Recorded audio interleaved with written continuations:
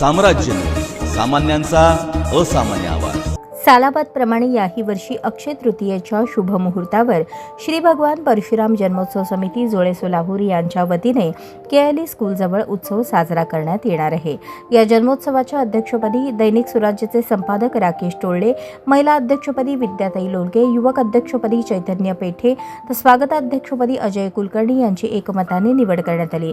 सल्लागार म्हणून श्रीकांत कुलकर्णी, सायली जोशी, सुधीर कुलकर्णी हे काम पाहणार असल्याचे उत्सव समितीच्या वतीने कळवण्यात आले आहे।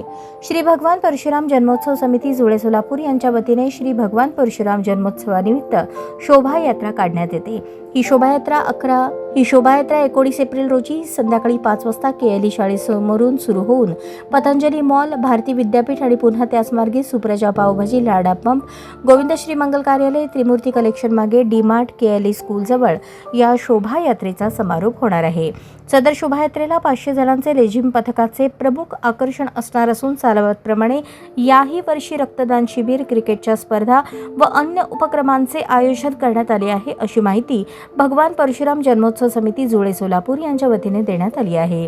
तरी सोलापूर शहर व जिल्ह्यातील तमाम भगवान परशुराम भक्तांनी 19 एप्रिलला संध्याकाळी 5 वाजता केएलई स्कूल जोळे सोलापूर येथे येऊन भगवान परशुरामांचा आशीर्वाद व प्रसाद घ्यावा असे आवाहन संयोजन समितीतर्फे करण्यात आले असल्याचे समितीचे अध्यक्ष राकेश टोळले आणि मनोज कुलकर्णी यांनी पत्रकार संघात सांगितले।